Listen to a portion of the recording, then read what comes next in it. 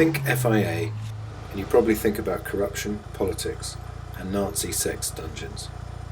But in 1983, the FIA had a moment of genius. The new Group A regulations required manufacturers to make road-going versions of the car they wanted to race or rally. Evolutions of the car were allowed, provided at least 500 examples were sold to the general public. While some manufacturers tried to find ways to wriggle out of the regulations, Mitsubishi embraced it fully. 6.5 evolutions later, they produced this. It's getting on for 16 years old, based on a very ordinary Japanese family saloon, but thanks to some obscure piece of motorsport legislation, it is utter magic to drive. The Makinen edition was built to commemorate Tommi's 4-in-a-row WRC Drivers' Championships. This was no small feat. Even today, only Sebastian Loeb has won more. It was an even bigger deal for Mitsubishi. Before Makinen, Mitsubishi had 8 World Rally wins to their name, and no championships. Tommi left Mitsubishi in 2002 with 30 wins, 4 WRC Drivers' Championships and a Constructors' Championship. So this really is a car with something to celebrate. And what better gift for a rally driver than a faster rally car?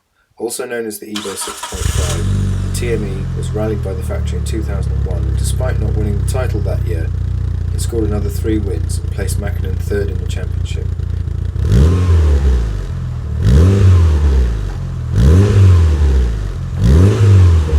This achievement becomes more impressive when you realise that the Lancer was still competing under Group A rules against the new faster WRC spec cars. The Evo 6.5 was also the last Mitsubishi to win a World Rally. So it's an all-you-can-eat buffet of motorsport pedigree, but what's it like to drive on the road 15 years later?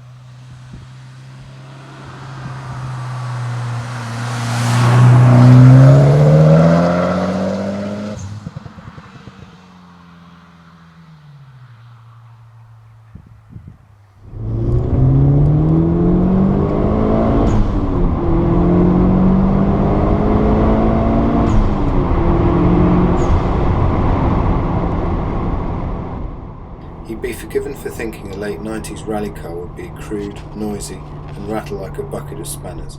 But there's a real delicacy to the steering, real precision to the gear shift, and real compliance to the dampers.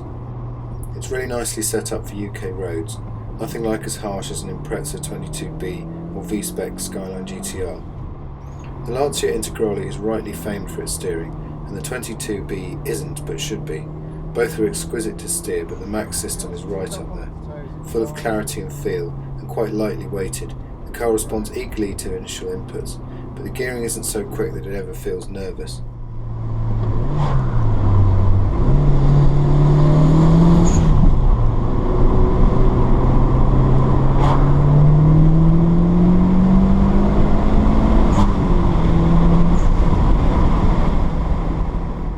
There's a natural agility and alertness to a Mitsubishi Evo, which you can feel every time you turn the wheel.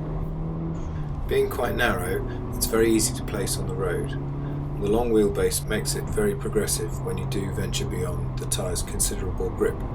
It takes quite a lot of provocation to unstick the rear axle, but just as you'd hope, it responds well to a Scandinavian flick.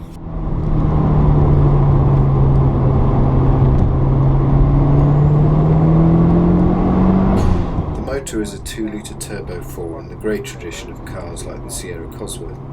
But quite unlike the Cosworth lump, it is smooth and loves to rev. In fact, the motor feels more like something you would expect from a racetrack than a rally stage, pulling hard to 7,000 RPM. Tuning potential is almost unlimited and mighty tempting, but this car will be staying close to standard.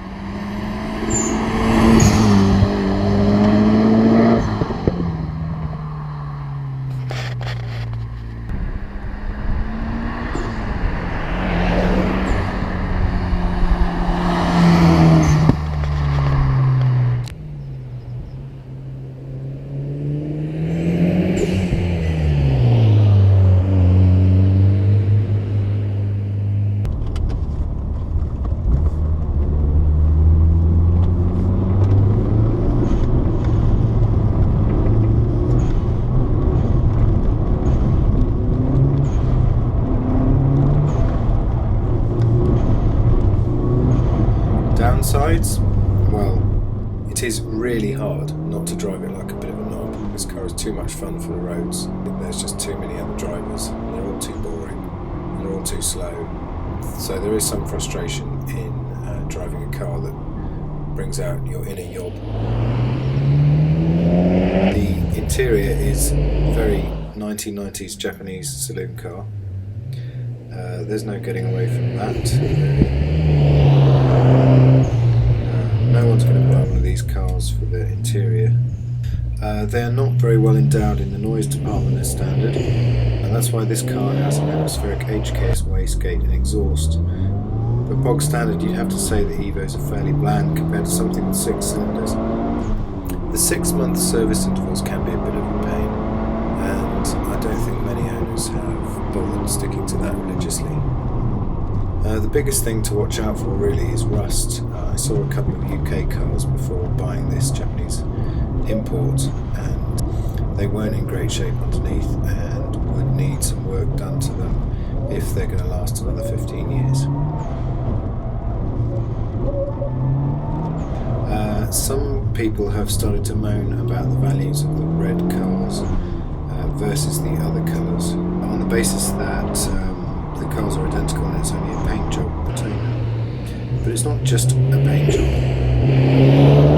it's the paint job.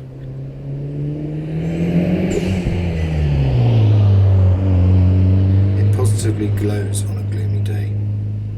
It also brightens up a dreary world full of dreary cars and dreary drivers. With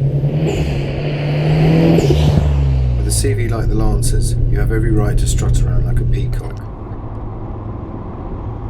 It's a celebration of the whole Evo programme, dedicated to the man who wrote Mitsubishi's name so large in the history books. It's a tribute to a great era in motorsport and the last of a line of thrilling, brilliant road cars where dynamic ability and driving pleasure was all that ever mattered. Just look at the road cars rallying has given us. The Mini Cooper, Lancia Stratos, Lotus Sunbeam, Audi Quattro, Lancia Integrale, Celica GT4, Sunny GTIR, Escort RS's, all the way up to the Cosworth, a whole dynasty of Subaru Imprezas. And one thing they all have in common is that they are all fantastic, fast road cars. Many of them were affordable, and what's more, practical too. Who wants to see some turbo? Ready? Steady.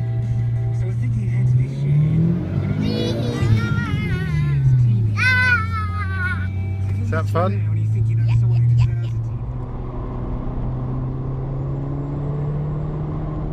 I just love this sort of car.